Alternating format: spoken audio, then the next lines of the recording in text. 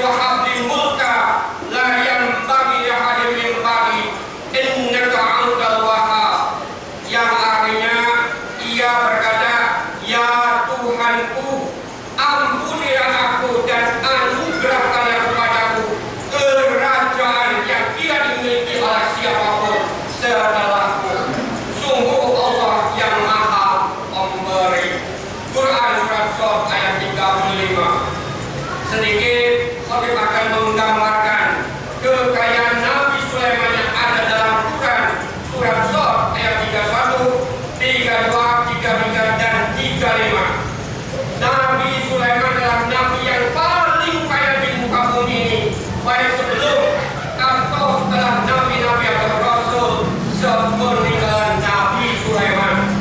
Beliau juga punya kegemaran terhadap binatang peliharaannya, yaitu kuda. Jumlah kuda yang dimiliki Nabi Sulaiman ada yang mengatakan 1000 ekor, ada yang mengatakan 20.000 ekor, dan juga ada yang mengatakan 40.000 ekor. Wallahu a'lam bishawab. Kalau saja khatib ibaratkan satu kuda Nabi Sulaiman seharga satu mobil Rolls Royce yang termahal, yaitu seharga 423 miliar kali 1000 berarti 423.000 miliar. Itulah kekayaan Nabi Sulaiman yang tiada taranya. Subhanallah. Jamaah sholat Jumat yang semoga dirahmati oleh Allah, dari ayat di atas khatib simpulkan mulai hari ini tidak zamannya, tidak ada rumusnya, tidak ada kamusnya. Semua hadirin yang ada di sini, permintaannya, keinginannya, rasanya, pemikirannya, serta doanya terlalu sempit, kecil, kerdil, pengap, seperti doanya begini: ya Allah, saya dan istri saya pengen pergi haji atau umrah ke tanah suci. Ya Allah, saya pengen punya rumah atau mobil yang mewah. Jika doanya seorang pelajar, jangan seperti ini: ya Allah, saya pengen kuliah ke UI, ITB, Unpad, UGM, dan lain-lain. Ya Allah, kami belum bayar kontrakan selama 3 bulan. 1 bulan saja saya harus bayar kontrakan, karena kalau tidak saya harus angkat kaki dari kontrakan tersebut. Doa seperti itu harusnya diralat, karena tidak baik dan bukan doanya Nabi Sulaiman atau bukan spiritnya Nabi Sulaiman. Saya ulangi doanya Nabi Sulaiman dalam terjemahan surat Shad ayat 35. Qala rabbighfirli wa habli mulkan la yanbaghi li ahadin min ba'di innaka antal wahhab. Artinya dia berkata, ya Tuhanku, ampunilah aku dan anugerahkan kepadaku kerajaan yang tidak dimiliki oleh siapapun setelahku. Sungguh Engkau yang Maha Pemberi. Hadirin jamaah sholat Jumat yang dimuliakan Allah. Lalu bagaimanakah kaitannya dengan kita, dengan doanya atau spiritnya Nabi Sulaiman? Doanya yang kita panjatkan harusnya selevel, setingkat Nabi Sulaiman yang gede, yang domestik, yang mendunia. Memang kita berbeda dengan para nabi, rasul, tapi paling tidak kita harus belajar dari Nabi Sulaiman yang ketika beliau diuji oleh Allah dengan keprihatinannya, keterpurukannya, kesehatannya, tetap doanya dan spiritnya tidak ingin kerajaannya kembali lagi, tapi doanya ingin punya kerjaan yang lebih besar dan tidak dimiliki oleh orang lain. Ini artinya bahwa kita berpeluang jadi Nabi Sulaiman zaman sekarang, zaman now. Nabi Sulaiman adalah nabi yang sangat kaya, termasyhur, hebat, terkenal dengan pasukan kerajaan yang tiada bandingannya. Namun setiap manusia termasuk nabi, rasul akan menemukan yang namanya ujian. Ujian yang diterima oleh Nabi Sulaiman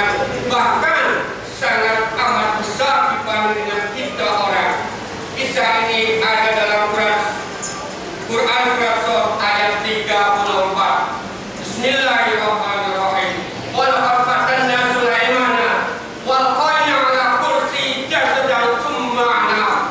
Artinya, dan sungguh kami telah memuji Nabi Sulaiman dan kami jadikan dia tergeletak di atas kursinya sebagai kuku yang lemah karena sakit. Kemudian dia berdoa. Dalam kehidupan sehari-hari, semakin tinggi kita berada di suatu tempat, maka semakin tinggi dan besar angin menerpanya. Semakin kita menjadi orang kaya, maka semakin kita akan mendapat ujian yang paling besar dan berat dari Allah. Namun, semua ujian yang terjadi pada kita tidaklah sebanding dengan ujiannya Nabi Sulaiman. Nabi Sulaiman hancur rajanya. Kita masih punya rumah, plus kendaraan. Nabi Sulaiman lumpuh dari singgasananya. Kita masih sehat, walafiat, bisa jalan kemana-mana dan bisa shopping. Hadirin jemaah salat Jumat yang berbahagia, kalau kita jadi orang kaya, lantas beli mobil dan pergi ke tanah suci, itu sih biasa. Itu sih biasa. Kalau ada guru lantas menjadi seorang kepala sekolah, itu juga biasa. Kalau ada guru lantas menjadi seorang kepala sekolah, itu biasa.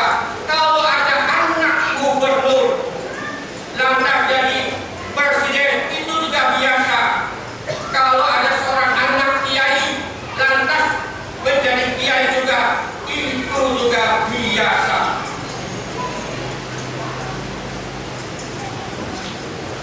Nabi Sulaiman adalah putra Nabi Daud.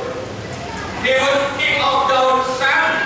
Nabi Sulaiman saja tidaklah disebut keren, hebat, kaya, termasuk dengan kekayaannya, karena beliau adalah putra Nabi Daud. Yang kerennya adalah semangat dan doanya Nabi Sulaiman. Beberapa contoh di atas sesuai dengan Quran. Surat Zod ayat 30.